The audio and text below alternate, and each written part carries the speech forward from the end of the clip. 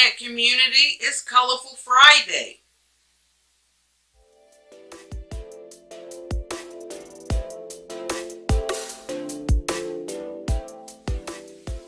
Hello plant community, I'm Pam, and if you're new to this channel, welcome. Thank you for coming into this Colorful Friday segment. Every Friday, or at least as often as I can on a Friday, I take an opportunity to showcase or put a spotlight on a plant that is providing us beautiful color that I feel that anyone can actually add to their collection to give a pop of color to all of their sea of green.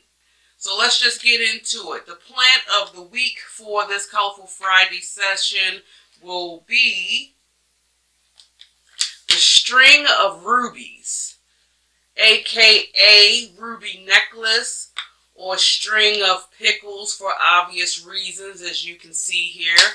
You guys, for the shape of the leaves, they're a resemblance of pickles. It's a very beautiful plant. I picked it for this Colorful Friday session because of the darkness of the pickle-shaped leaves contrasting with that beautiful purple colors of the stems. It's very easy care, and I just really recommend anybody to actually have this plant.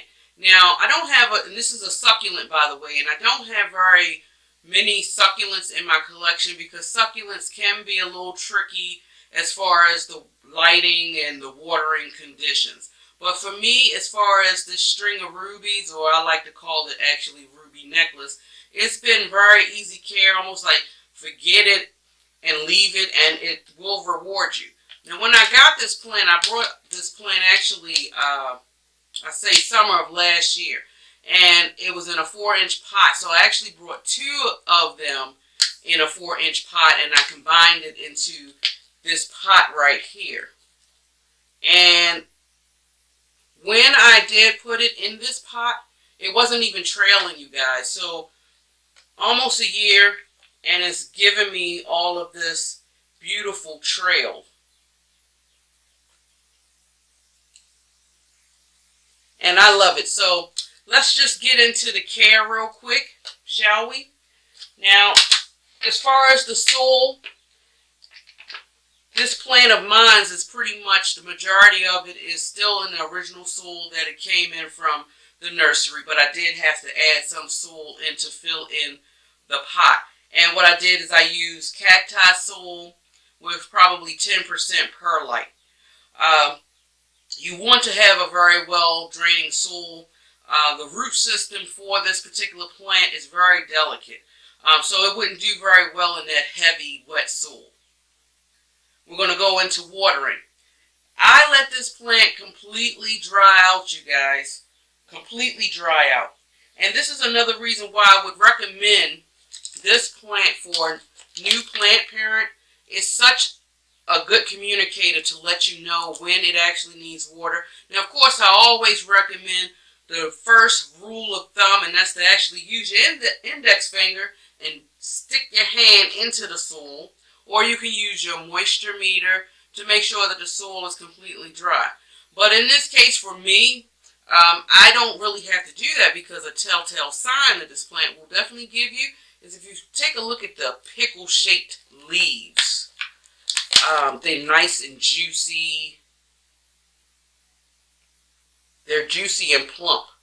A key indicator of when this plant needs water is the pickles will actually be shriveled and they'll be soft to the touch. Right now, I watered this a couple of days ago and the leaves is very firm and you can feel the firmness in the leaves because of course this is where it stores its water. But when it needs a good drink, these leaves will shrivel and it'll become thin and very flexible.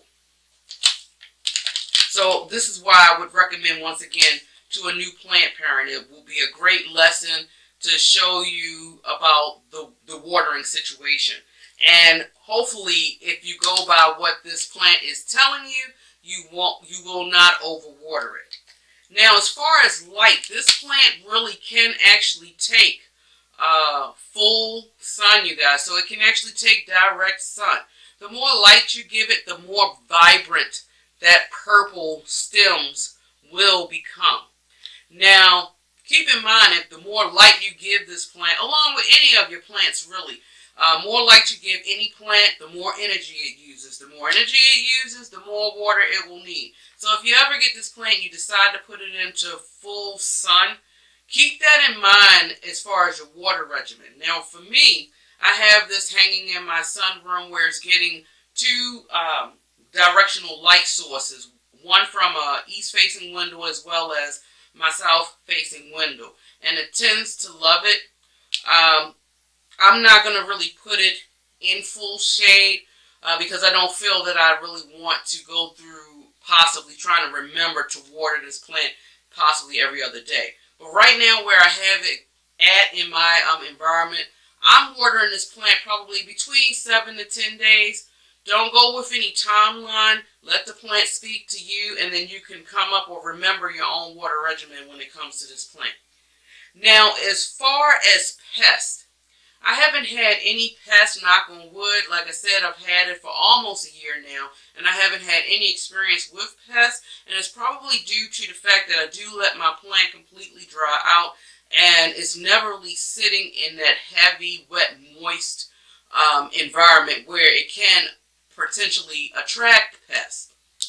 Now, as far as fertilizing, I do fertilize my plant, and I'm using my Captain Jack's synthetic fertilizer. It's a water-soluble fertilizer. I'm using it as a quarter strength of the recommended dose, and I'm doing it pretty much every other watering, if not every watering. And as you can see, guys, with the trail that it's given me so far, and keep in mind, as I mentioned, when I got the two plants, it wasn't trailing at all, and it's just been rewarding me with the trail.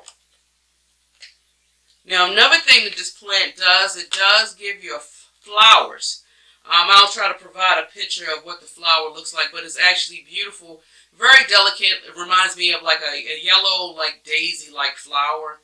I haven't had this plant flower for me yet, so this will actually be my goal, something that I'm working towards this growing season to actually see it flower. And I think it would be that bright yellow is a beautiful contrast too with the darkness of the pimple-shaped leaves, as well as that beautiful purple that you see.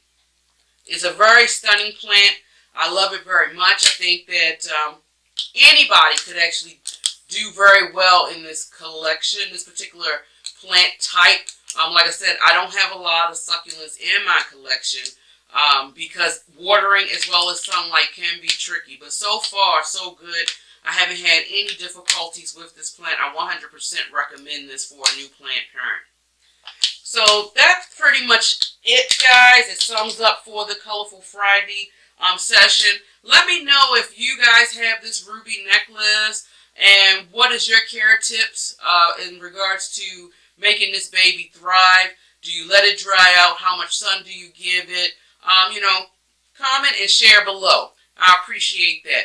So as I mentioned, you guys, this is it for this video. If you love foliage as much as I do and you love listening to planty things, then definitely subscribe and hit that like button. If you didn't like it, give me a thumbs down if you like. Whatever you want to do, please share. I appreciate any support you guys can provide. Enjoy your day wherever you are in the world. And until next time, much love. Bye.